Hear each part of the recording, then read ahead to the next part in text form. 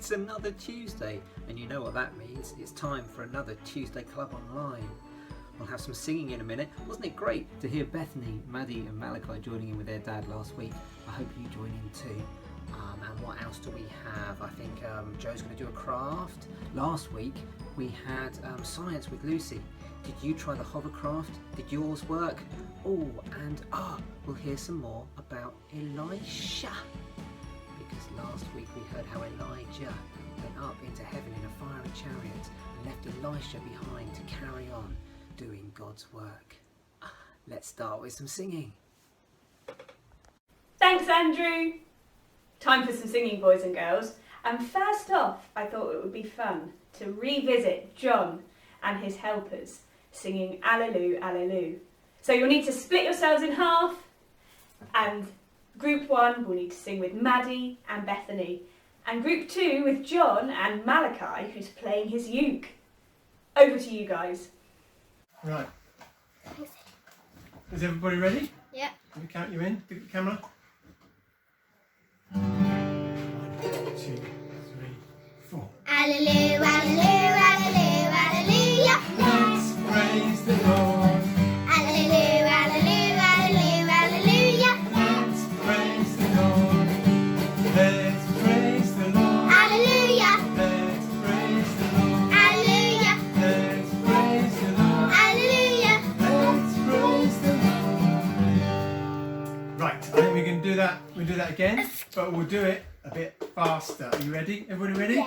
Yeah. 1, 2, 3, 4. Alleluia, alleluia, alleluia, alleluia. Let's praise The Lord. Alleluia, alleluia, alleluia, alleluia. Let's praise the Lord. the Lord. Let's praise the Lord. Alleluia, let's praise the Lord. Alleluia, Let's praise the Lord. alleluia, let's praise the Lord.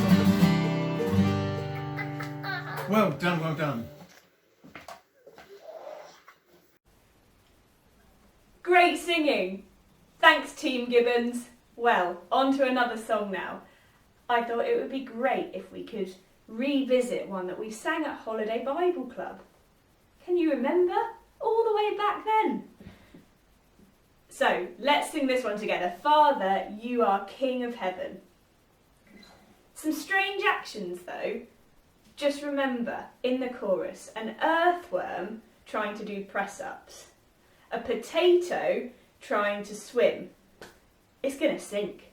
And a mountain trying to brush its teeth. Impossible. Let's sing it together. Father, you are King of Heaven, greater than us all. Everything is in your hands, but you drag down to small. Sometimes I forget that I can't do things on my own. Please now help me pray to you and trust in you alone.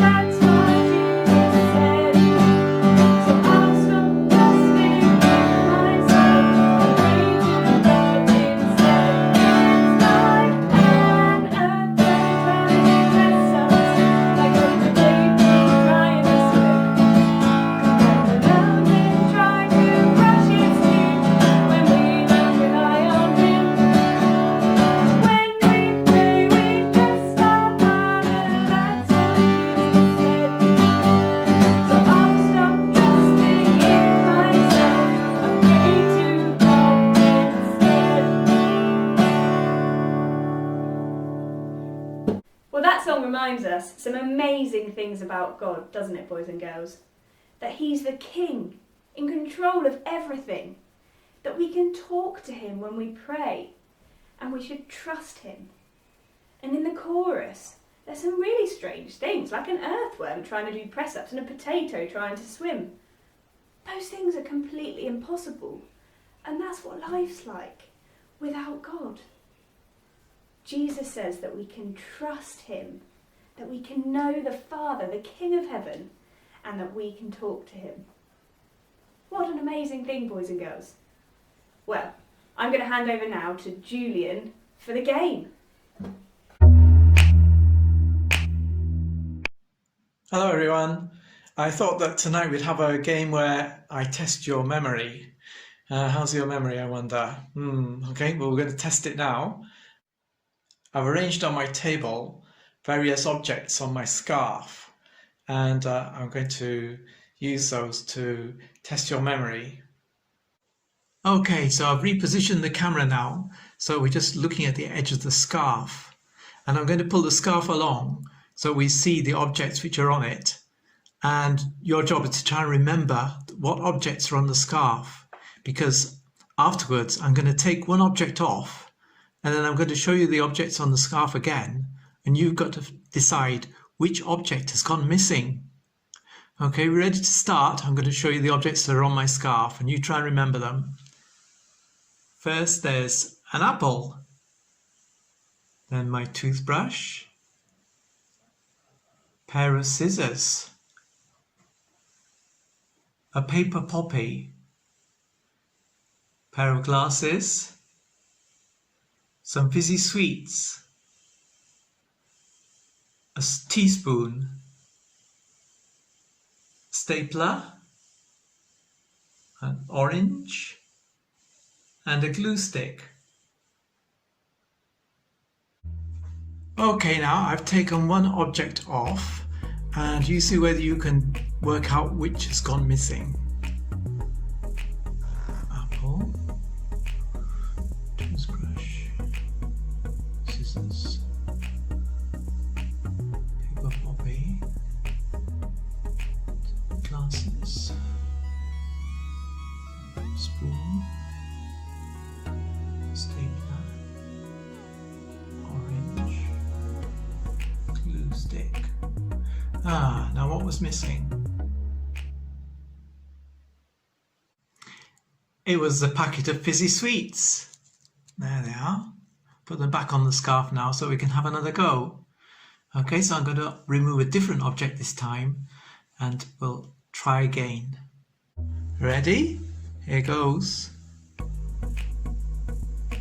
The apple, toothbrush, poppy, glasses, fizzy sweets, teaspoon, stapler, orange, glue stick. What was missing? It was the scissors. Okay, shall we have another go? What's missing now? Apple, toothbrush, scissors, spectacles, sweets, stapler, glue stick.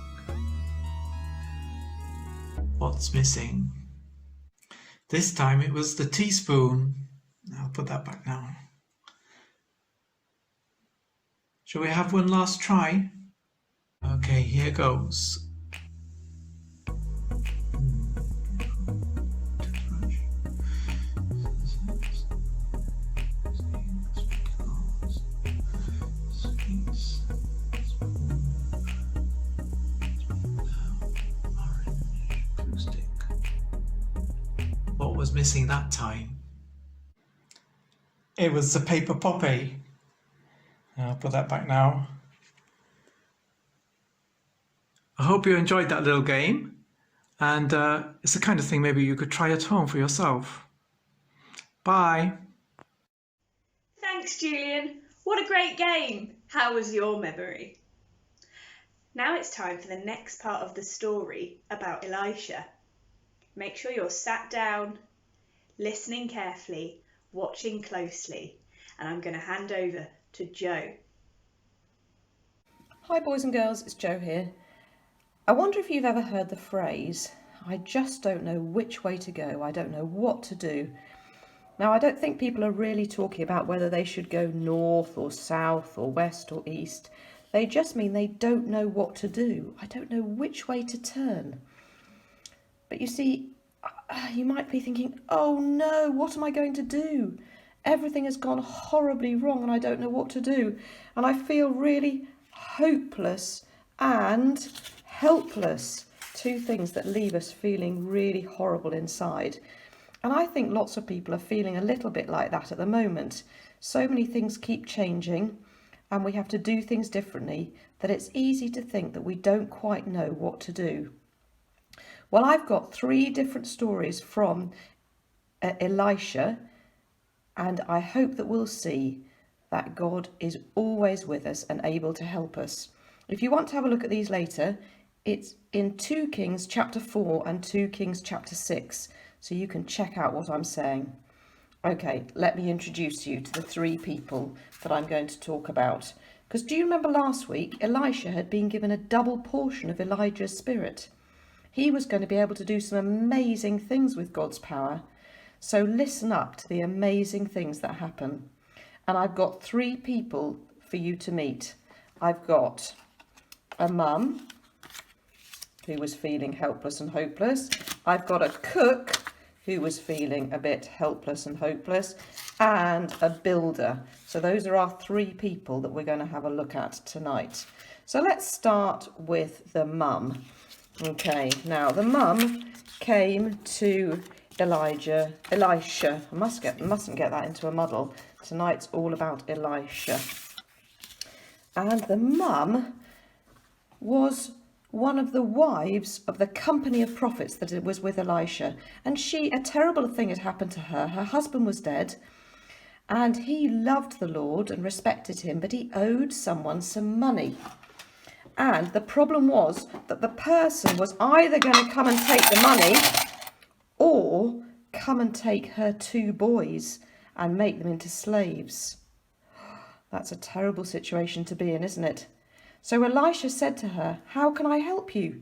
Tell me, what have you got in your house? Well, she didn't have any money. No money, but what she did have was a little olive oil. Just a little bit of olive oil. And she said, all I've got, I don't have anything. All I have is a little olive oil. And Elisha said to her, go round to all your neighbours and ask them for empty pots. That might have been a funny thing to do. See how many you can get. And so they went next door and they went to other people and they knocked and they got pots. Some from the lady next door, some from the family up the road, some from the other people they knew, some from people, and they went and they got as many pots as they could find. So many pots. And then they went back into their house and shut the door and she went in with her sons. And Elisha said, pour the oil into the jars. And each jar filled. Once each jar's filled, put it to the side. So she went and she did as Elisha said. She got the door, she shut the door with her sons, she got the jars, and she kept on pouring. She poured and she poured and she poured. I'm not going to do it because it's going to make a terrible mess, sorry. And she kept pouring until they were all full, and then she put them aside, filled it right to the top and put it aside, filled it right to the top, all the pots, until they were all full of her olive oil. And it kept on pouring. What an amazing thing. Suddenly, instead of just having a little bit of olive oil, she's got pots and pots and pots full of olive oil. And she said to one of her boys, bring me another jar. And they said, there aren't any left, we've run out. And at that point, the oil stopped flowing. And she went and she told Elisha what had happened. And he said, go and sell the oil, and then you'll get some money, and then you can pay what you owe, and then your sons can live on what's left. She wasn't any more hopeless or helpless.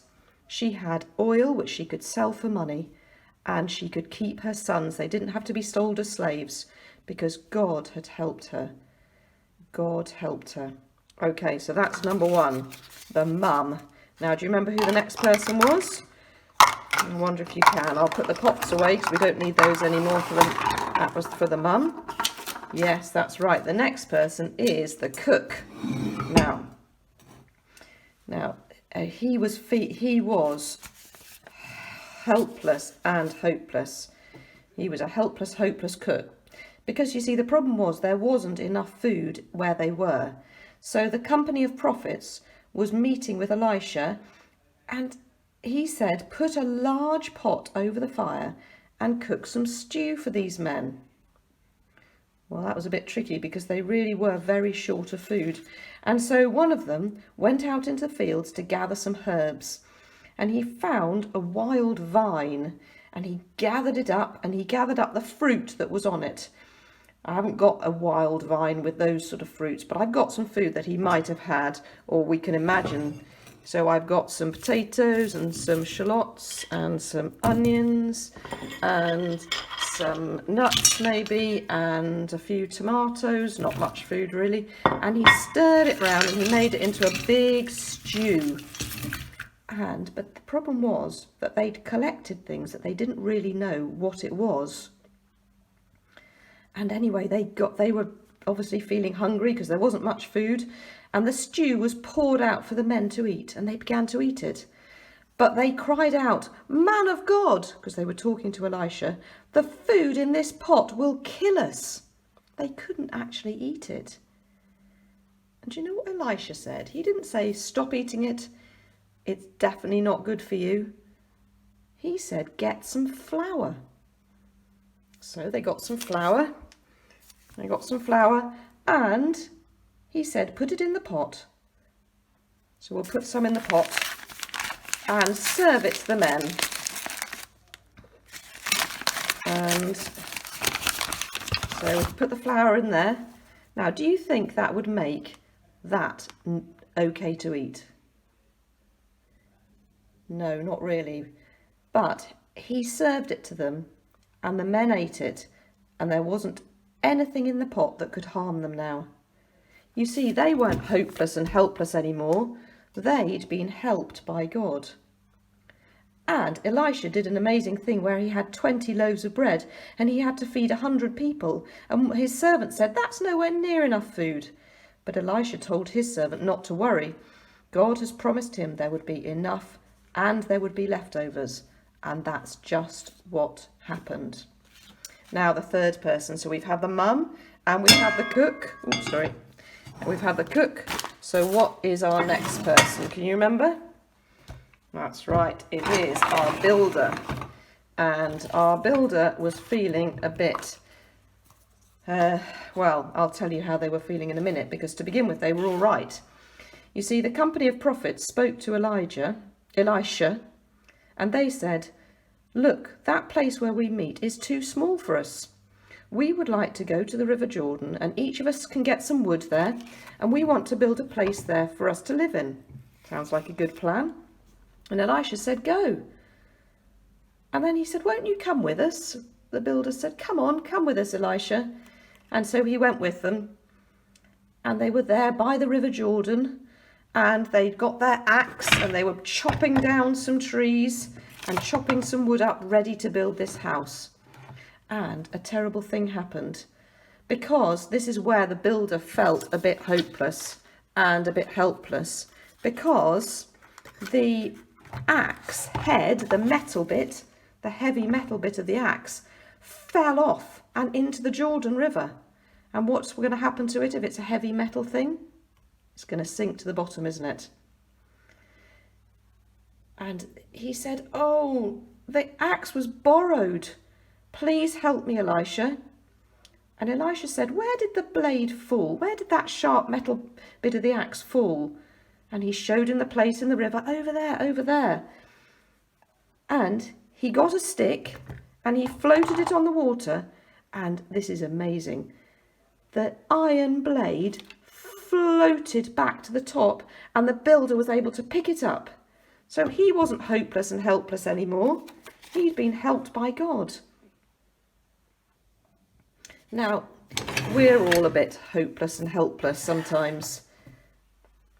Do you feel that you're in need of help? I'm sure you do. But you see, the biggest thing we need, we need help, but the biggest thing we need help with is how we're going to get into God's amazing heaven. We can't do it on our own. We are hopeless and helpless. We can't get into heaven. We've got no hope. But God has come to help us. He's come to forgive our sins, the wrong things we do, and give us a new heart. And that's wonderful. And God says, Jesus said, I am with you always to the very end of the age. Do you remember that verse? I think some of you might do, especially as it's on the back of that compass helping us to find our way. Because we can't find our way without God. But Jesus said, I am with you always to the very end of the age. So can you remember the three amazing things that Elisha did? Yep, he helped the cook and the food wasn't poisonous. He helped the mum whose boys were going to go to be slaves and she had money and oil to spare. And she helped the builder because he then had his axe back. Okay, I hope you can remember that and keep holding on to that wonderful fact that we don't have to be hopeless and helpless because God promises to be with us and forgive us our sins. Thanks for listening. Bye now. Hi Tuesday Club. Are you ready for a bit of quick craft? Well, for tonight's craft you'll need some glue, some scissors, 2 different colours, pieces of paper and a ruler and a pencil. And the first thing you need to do is you need to make lots of strips of paper from one of the colours. So I've gone for orange strips of paper, and then with your other piece of paper you need to fold it in half and you need to draw a border round the edge, not the fold. So you draw a border around the edge but not where the fold is. Okay, you're going to need the fold because that's going to hold the whole thing together. If you end up cutting through the edge, that wouldn't work. So there's my border and here's the fold. Okay, can you see? And then I'm going to see how many centimetres I've got here. Or I'm going to just shuffle the ruler along and call that 12. And then I'm just going to mark each centimetre. And then I'm going to draw a straight line for myself to cut down. So I've got some nice straight lines. And I've chosen about the same thickness as the strips of paper I cut from the orange.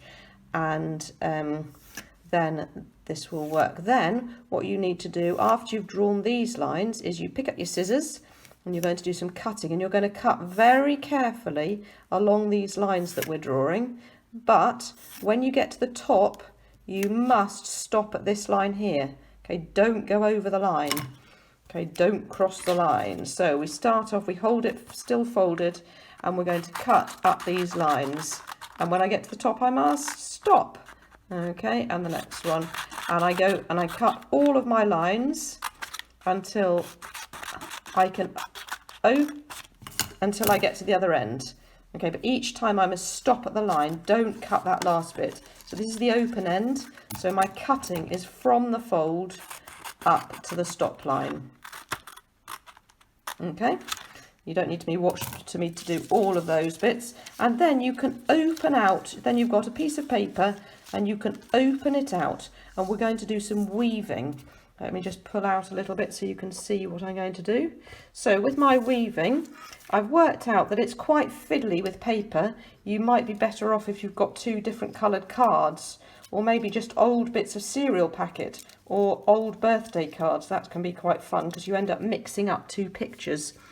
So I'm going to use my ruler to thread through, And then I'm going to stand my ruler sideways because it's much easier then to get a piece of paper through all those holes. Otherwise it does become a bit fiddly. And then once I've done that, I'm going to lay it flat and I'm going to use the ruler to sort of push it up and see if I can make it so that it's right up against the other one. So last time I started with going under and then over. Can you see that? So now I've got to go over then under, because each time my piece of paper has got to be, I've got to do the opposite of what I did last time. Otherwise they'll all just sit together and it won't be like weaving. Okay, so this is a little bit like my loom. And I'm going to go under, over, under, over, under, over. You can just do this with the piece of card or the piece of paper, but I find it a bit fiddly, so I'm just using a ruler instead. There we go. So I'm going to open up that hole so that I can just zoom one of the strips of paper through, and then I'm going to lay it flat, and then I'm going to push it up as carefully. I'm going to make it as tight on that as I possibly can, because the tighter I get it, the smarter it will look. And then once you've done the whole thing, you can see already the pattern's starting to come and it looks rather nice. You need to trim the edges and then glue the little bits so that they don't all fall out. And that makes quite a nice mat or a picture to put up somewhere. And if you had a laminator, that would be amazing, because you could then feed it through the laminator and then it could be a drinks mat or a mat for the table. Okay, so I hope I hope you have fun making that.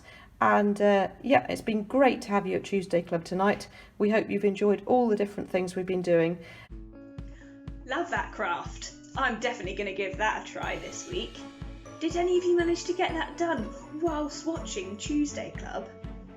Well, I'm afraid that's all we have time for today, boys and girls. The time's gone so quickly. Make sure you join us next week for another Tuesday Club Online. And remember, don't go without someone. You are home. You're home. We'll see you next time. Bye.